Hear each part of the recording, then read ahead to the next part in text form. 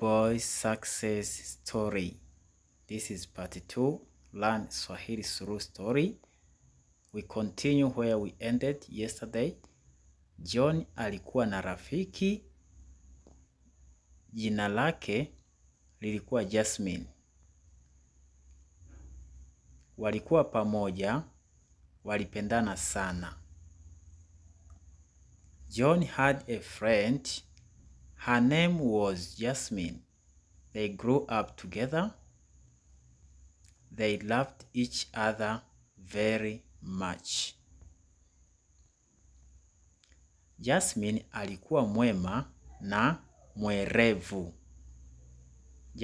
John alimpenda sana Jasmine. Lakini familia ya Jasmine haikuwa masikini. Jasmine was kind and smart. Jasmine alikuwa mwema na mwerevu. John loved Jasmine very much. Jasmine's family was not poor.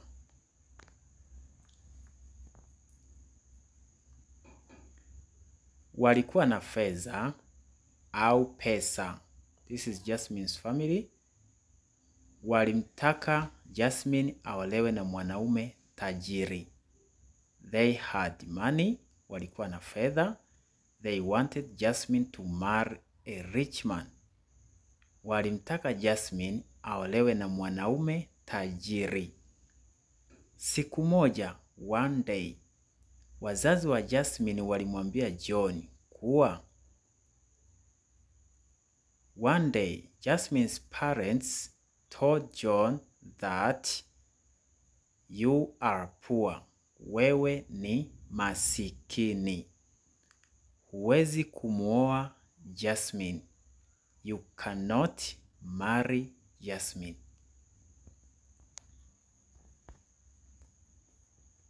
Okay. Anahitaji maisha bora. She needs a better life. John alivunjika moyo. John was heartbroken. Alimpenda Jasmine. He loved Jasmine. Lakini alijua kuwa yeye ni masikini. But he knew that he was poor. Hakuwa na cha kumpatia. He had nothing to give her. Jasmine alilia pia. Jasmine cried too. Alimpenda John. She loved John. Lakini alitakiwa kukubaliana na wazazi wake. But she had to obey her parents. John alihisi huzuni. John felt sad. Alipoteza penzi lake kwa sababu alikuwa masikini.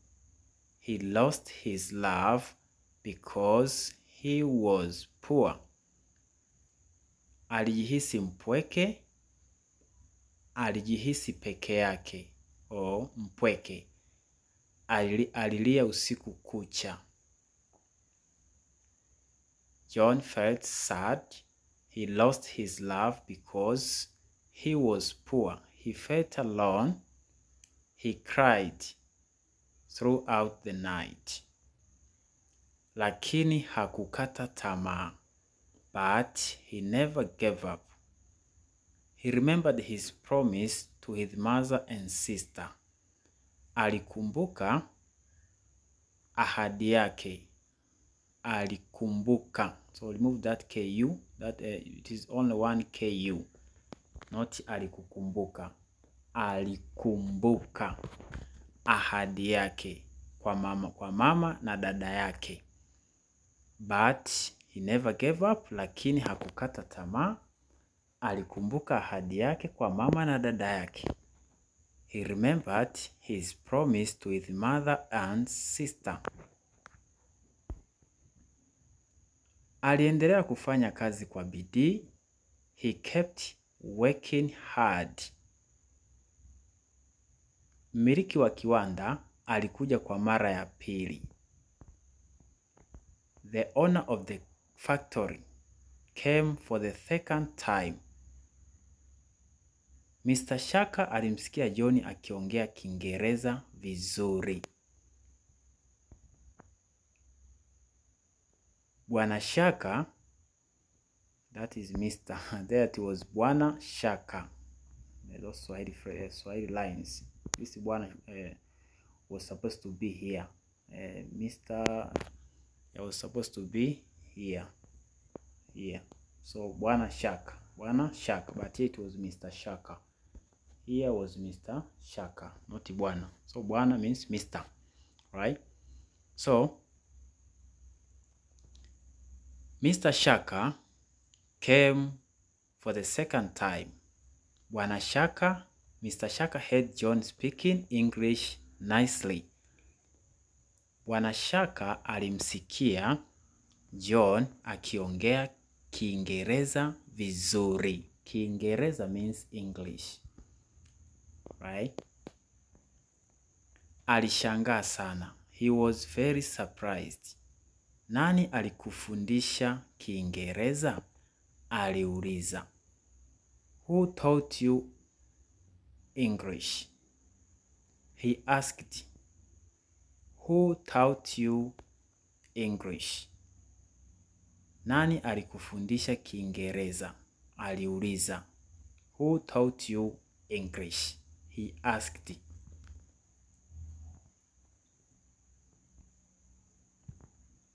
Nilijifunza mwenyewe. John alijibu. I learned it myself. John replied. Mr. Shaka alivutiwa. Bwana, not Mr. Bwana Shaka alivutiwa. Mr. Shaka was impressed. Aliona kwamba John alikuwa mwerevu na mchapakazi. He saw that John was smart and hard-working. Una kipaji, Mr. Shaka alisema, au Bwana Shaka alisema. You have a talent, Mr. Shaka said. Alimpatia John kazi bora ofisini kwake. Una kipaji, this phrase, this part. You have a talent, Mr. Shaka said. Nataka kukusaidia. I want to help you. He offered John a better job in his office. Alimpatia John kazi bora ofisini kwake.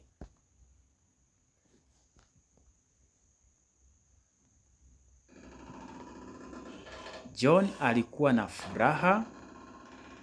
Alifanya kazi kama msaidizi wa Bwana Shaka.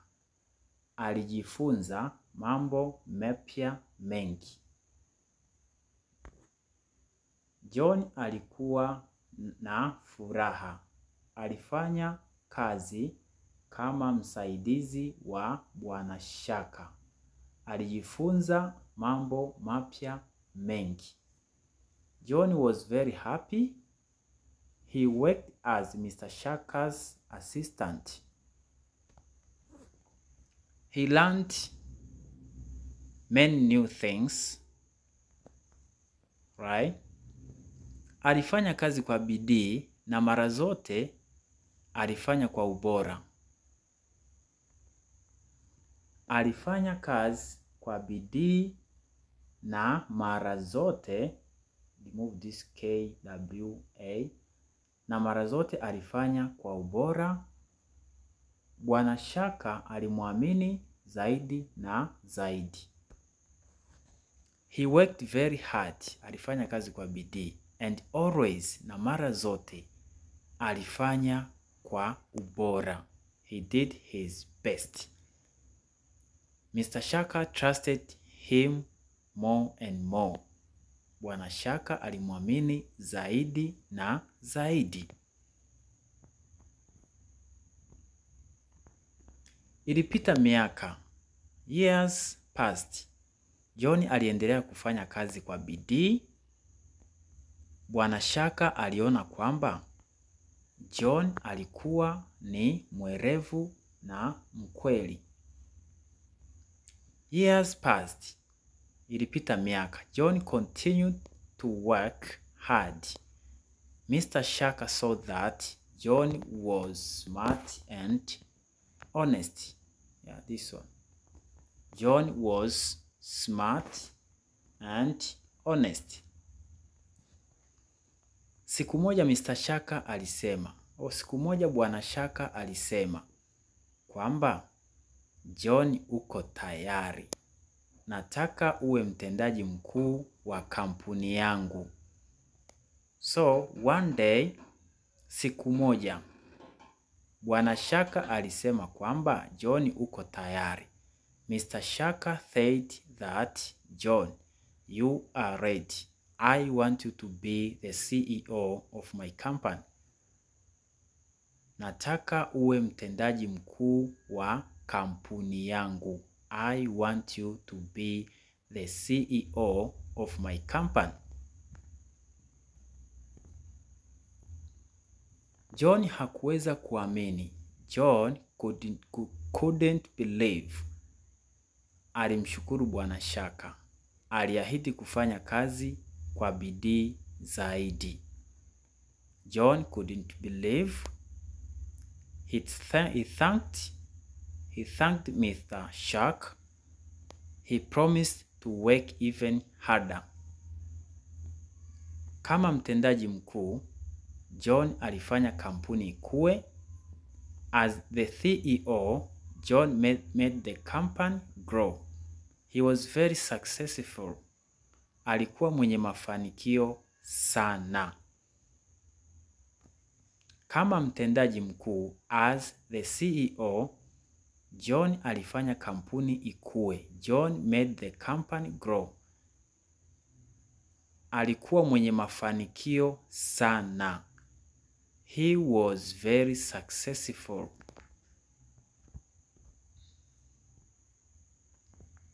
Alitengeneza fedha nyingi, lakini hakusahau ahadi yake kwa mama yake.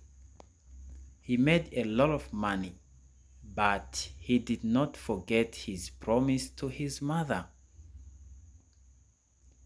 Alinunua nyumba kubwa, alitaka kuwashangaza mama na dada yake. He bought a big house. He wanted to surprise his mother and sister.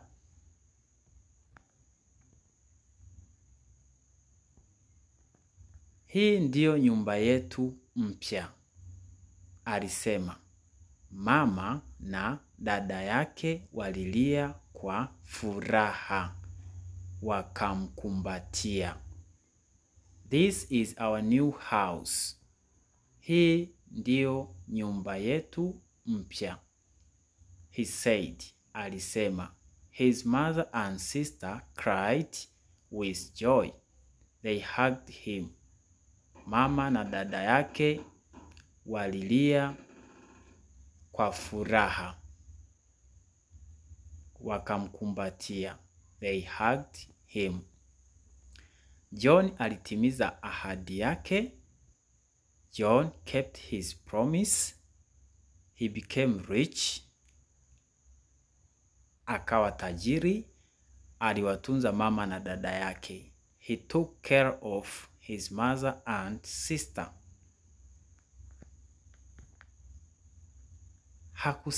Hakusahau alikotoka. Aliwasaidia watoto masikini wengine. He did not forget where he came from. He helped other poor children. There was other there. He helped other poor children. Aliwasaidia watoto masikini wengine. He gave them hope, aliwapa tumaini. He told them, aliwaambia, msikate tamaa, don't give up. Fanya kazi kwa bidii, work hard, jiamini, believe in yourself. Siku moja, one day, utatimiza ndoto zako. You will achieve your dream. You will achieve your dreams. Utatimiza ndoto zako. Thank you guys for watching this amazing Poor Boy success story from the beginning. This is part 2, and this is the last part of this story. Please subscribe for more Swahili interesting stories like this. See you next time. Thank you guys. My name is Chakidaha. Like this video, drop your comment, then share to your friends. Subscribe, hit the notification bell to be notified when I upload the next videos. Thank you guys. Good night.